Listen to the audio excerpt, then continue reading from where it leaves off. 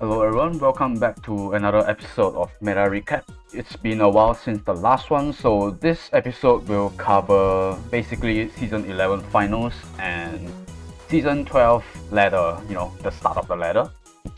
And to start right off, we're going to dive straight into the overall meta. For the Season 11 playoffs, we've seen mostly still primarily single target offense by most players. There's a few tank push here and there as a counter pick, but you see most tank players actually they can play without tanks. They don't like hard pick the tank when there's only two tank options left, but they'll pick it up if they think it's nice to have. And following up, we also have the release on McLean during the top 15 playoffs. And we're also starting to see a small change in the draft idea by some players. So about McLean, we've seen a little bit of what he can do, and his primary function is just being an anti-offense unit by putting down the terrain and slowing down your offense by decreasing your threat range for any non-flying or aquatic units. McLean can be a little bit map dependent. He's almost good on all maps except for desert where his mobility is kind of screwed right now without his exclusive. But on the more compact maps like Sky Map and the... Actually, I don't even remember what it's called. I think it's called Broken Cliffs. Yeah, that map, there's a little bit less space to move around, so his terrain will be more effective. And he's a lot better on those maps.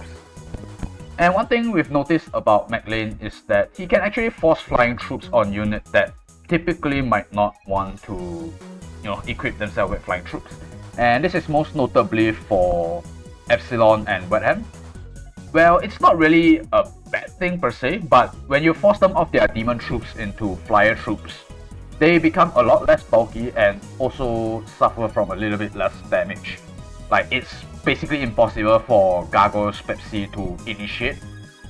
Whereas with zombies, you can probably still kill some squishy units even without stacks. And in Wetham's case, he loses quite a lot of self-sustain from not having the werewolves, and also becomes a lot easier to snipe and counter kill. We also see that his revive is actually very annoying in terms of offense matchups because he kind of just puts himself in front on top of his water tower, and he just kind of blocks access to his backline, and you kind of have to deal with him first before going towards his backs, even if that means he dies for it, but he tanks like 2 good hits, and that's honestly pretty good value if you can take advantage of that. He's also very good when paired with Oboro because the whole nature of his team is just buying time. But we've also seen some weaknesses about McLean, which is that his cooldowns can be a bit awkward, especially if he has to spend a lot of his cooldowns, creating terrain defensively, because he has 3 main ways of getting his water terrain. So his base 3C AoE that he can put on himself or on top of a water tile, his AoE and his aggregate. So the more you have to use those defensively, the more awkward it will be later on when you kind of want him to start doing damage. Because if you use his skills, he actually finds it quite difficult to get in and actually do an attack.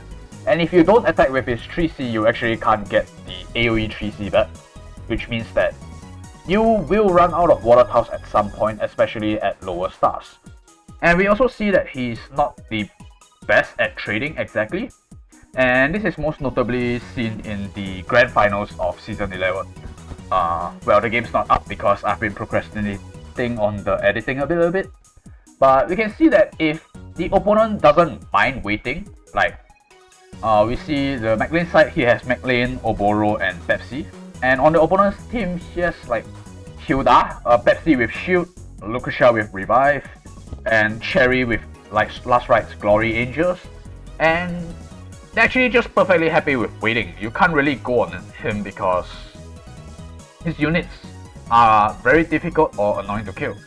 Like the diehard traits for Lucretia's Puppet, which gives the Oboro a bit more safety. But after that, Pepsi gets a shield, and McLean used all his AoE on generating terrain, so he has nothing left to break the Epsilon shield.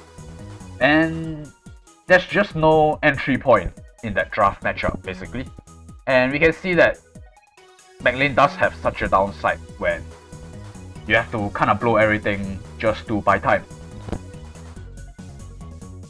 Following that, in the previous season, or like season and a half actually, we've seen mostly people focus on Wetham and IBC first pick as their opener to the draft, as people try to secure the immediate threat range and initiative.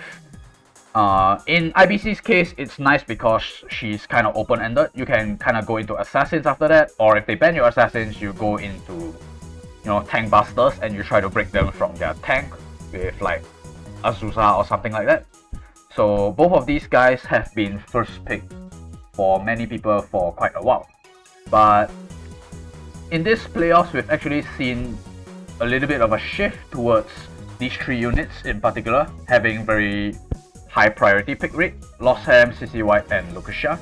And the common theme between these units is that they might not be the best at immediately trading, but when they do get the trade, they are very good at maintaining the advantage, because Losham, you get a kill and run back to his side of the map, and at worst you are forced to use a cooldown and you're kind of stuck out of position in the middle of the map, and at worst you literally have to chase him to his side of the map and they just counter kill you there. CC White is a bit of a slower unit, but at the same time, if you do get a trade, you can also take advantage of her act again later on, and she also prevents some of the faster non-ignore guard physical units with the Lancer tank, so she helps you in that regard in the draft. Whereas Lucasia, we're no stranger to this unit. She just gets a trade, and then you get to keep her puppet, where you'll have an extra unit to end turn with, so she can wait out your turns faster and have more spare actions left at the end of the turn. And she also helps you win slower endgames between DPS because you can get your skill back faster. So yeah, basically we're starting to see a change between the pick priority between these two class of units, and we will see more of that in Season 12, I'm pretty sure. As for the Season 12 ladder, honestly, based on my personal experience, ladder has been just complete utter fucking chaos. And there are a few reasons for this. The first reason is actually due to Covenants reaching a point where a lot of people are starting to have investment into the, I don't know what you call it, like the one that you upgrade with blue balls.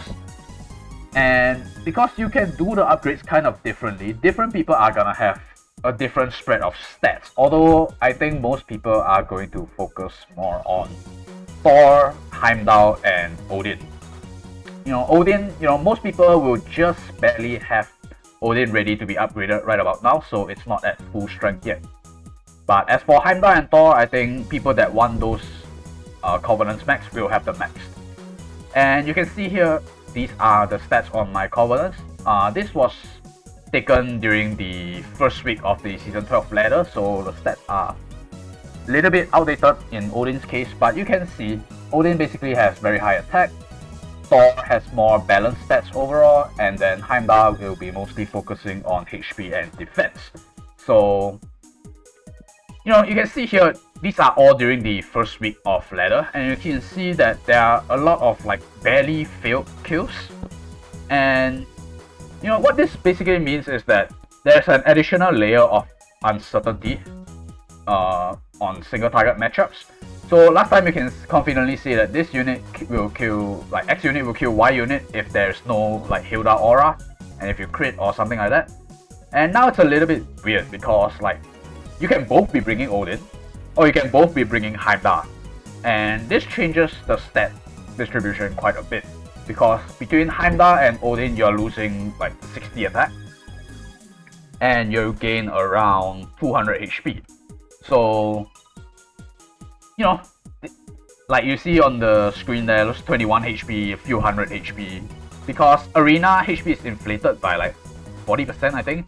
So that 200 HP actually matters quite a little bit.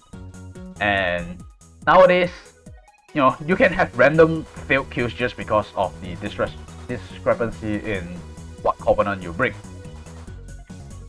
And finally, we have the addition of these two units, and Gintoki and McLean. And these two units are pretty much universally good. And what I mean by that is that they're good in any kind of box. They're good in tank push, they're good in single target, and I would argue that they're pretty good in even AoE rush as well. Like, I don't know if you guys have played against Akaya Gintoki, but that shit is obscene. Like, you give him 30% attack, you proc his Mimic Hammer, and then he just throws a scooter at you and just insta-kills one of your units. Or, you know, in a combo with like another fast unit, because the scooter can be shot from quite a long range. So it's actually very difficult to deal with along with the Egg Against. And because they are good in any kind of box, I think people are just experimenting a lot with like the box of 15 that they want to bring.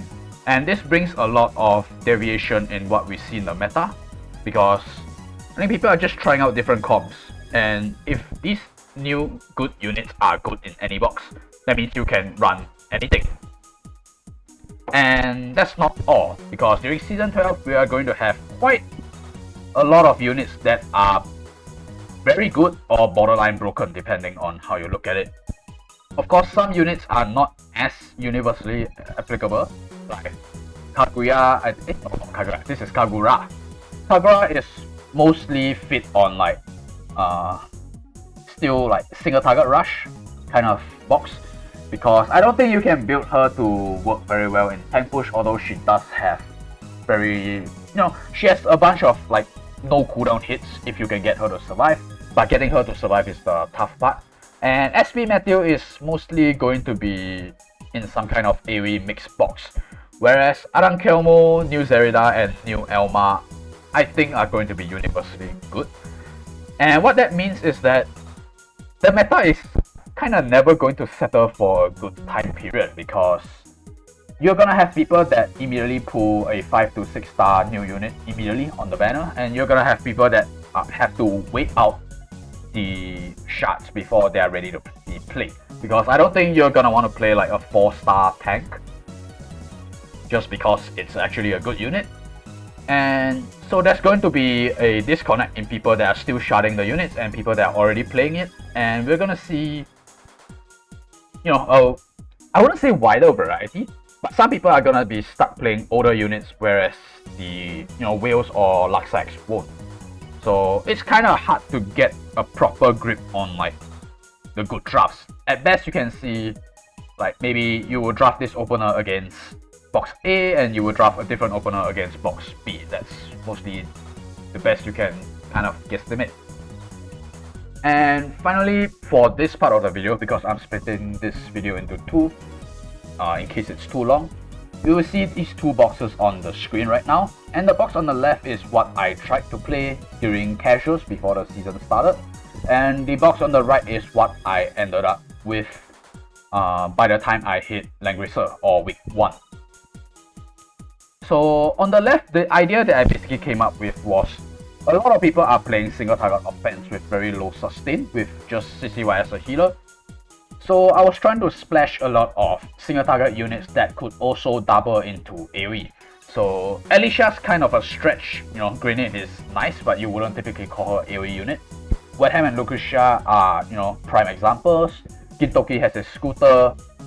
Lovina is more of an AoE unit that technically can single target, but he also has other functions in the box. Maclean, strictly speaking, can AoE as well. Ares and Julian are also AoE units. So it worked pretty well in casuals, but I have to say 90% of the time what works in casual doesn't actually work in ladder, because a lot of people that play ladder don't play in casuals, and people favor stability a little bit more in ladder, so they will actually have more healers, I guess. You know, there's a lot more Rosen and even Liana running around now that Gintoki is out. So what I ended up on the right is I actually put in one more tank, which is Grenier, and the other notable difference is actually Oboro. So, you know, these two units, they both offer some degree of stability.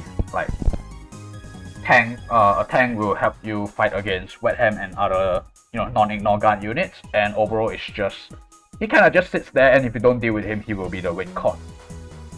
As for Werner and Elwin, you know, they're just kind of there. We've seen quite a lot of them already, and you know, we'll talk about why they are in the box in the other part of the video. So yeah, this is it for this video. So hope you guys enjoyed the premise, and I'll see you guys in the next video. Peace.